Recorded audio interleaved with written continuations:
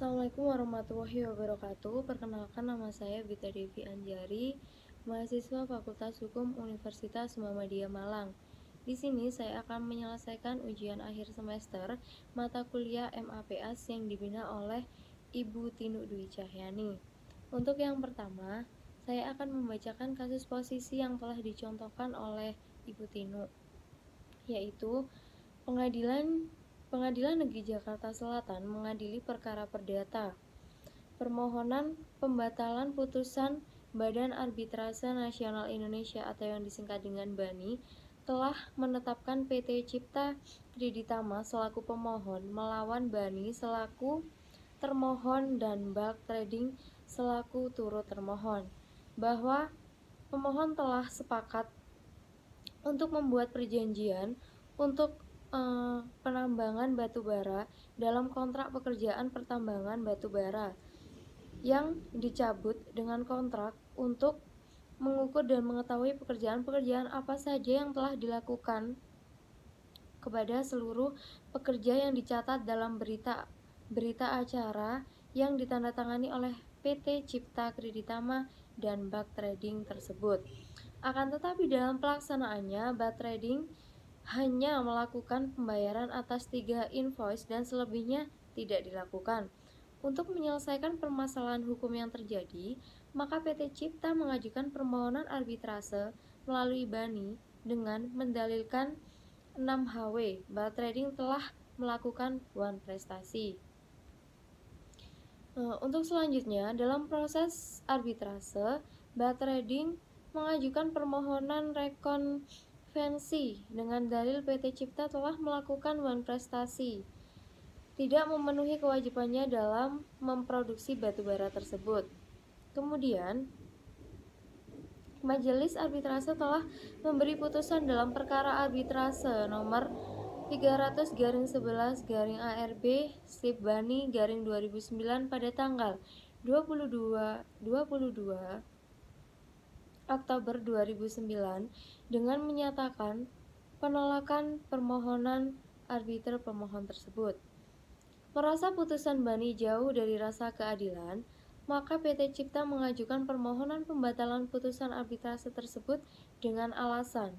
Di sini alasan yang pertama adalah pembahasan putusan melebihi jangka waktu yang diatur dalam pasal 57 Undang-Undang Nomor 30 Tahun 1999 tentang arbitrase dan waktu 30 hari sejak pemeriksaan sengketa berakhir atau ditutup.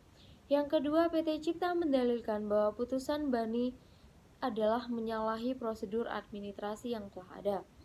Kemudian, dengan hal tersebut, isi dari permohonan pengaduan arbitrase tersebut adalah yang pertama, nama lengkap dan alamat. Di sini antara PT Cipta sebagai pemohon dan BANI sebagai termohon, serta Bulk Trading turut sebagai termohon. Yang kedua adalah dasar dari permohonan. Yang pertama, mengajukan pembatalan putusan arbitrase nomor 300/11/ARB/BANI/2009. Yang kedua, putusan BANI yang menyalahi prosedur administrasi. Kemudian yang selanjutnya isi tuntutan. Di sini isi tuntutannya ada 3 poin, yaitu yang pertama, mengabulkan permohonan permohon untuk seluruhnya. Yang kedua, membatalkan demi hukum putusan BANI nomor 300/2 ARB/BANI/2009. Yang ketiga, memerintahkan Tedam untuk memeriksa kembali sengketa antara PT Cipta dan Bulk Trading. Kemudian itu tadi kasus posisi dan hal-hal yang ada yang perlu penting di situ. Selanjutnya di sini analisis berdasarkan Undang-Undang Arbitrase. Di sini yang pertama adalah pembatalan putusan BANI hanya dapat dilakukan jika terdapat hal-hal yang luar biasa. Yang kedua, pada pasal 70 Undang-Undang Nomor 30 Tahun 99 tentang arbitrase didalilkan bahwasanya arbitrase dapat dibatalkan apabila putusan tersebut diduga mengandung unsur-unsur. Yang pertama, dokumen yang diajukan dengan pemeriksaan putusan tersebut adalah palsu. Yang kedua, selalu putusan diambil dokumen yang bersifat tersebut disembunyikan oleh pihak yang lama. Yang ketiga adalah putusan diambil dari hasil tipu maslahat yang dilakukan oleh pihak dan pemeriksa sengketa. Selanjutnya, pengajuan pembatalan putusan bani tersebut berdasarkan pasal 70, 71 dan 72 Undang-Undang Arbitrase. Yang selanjutnya adalah di sini bahwasanya pembatalan ini kepada Ketua Pengadilan Negeri dan disampaikan secara tertulis dalam jangka waktu 30 hari sejak penyerahan pendapatan putusan kepada Panitera Pengadilan Negeri. Yang selanjutnya, pemohonan hanya dapat diajukan terhadap putusan arbitrase yang sudah didaftarkan di pengadilan. Hal ini berdasarkan pasal 71 Undang-Undang Arbitrase. Yang selanjutnya, dengan demikian, kewenangan untuk memeriksa pembatalan tersebut di pengadilan negeri dengan prinsip peradilan perdata. Selanjutnya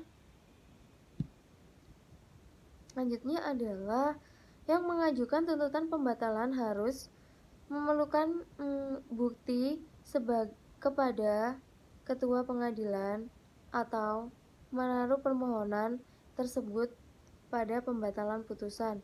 Yang selanjutnya, apabila permohonan pembatalan putusan arbitrase dimaksud dikabulkan, maka ketua pengadilan negeri dapat memutus bahwa sengketa yang dibatalkan tersebut akan diperiksa kembali oleh yang pertama, arbiter yang sama, kedua, arbiter yang lainnya, yang ketiga, sengketa tersebut tidak mungkin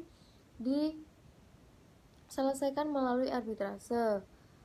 Kemudian hal tersebut terdapat pada alinea 2 penyelesaian pasal 72 ayat 2 Undang-Undang Arbitrase. Demikian pembacaan kasus posisi dan analisis berdasarkan Undang-Undang Arbitrase. Kurang lebihnya saya mohon maaf. Wassalamualaikum warahmatullahi wabarakatuh.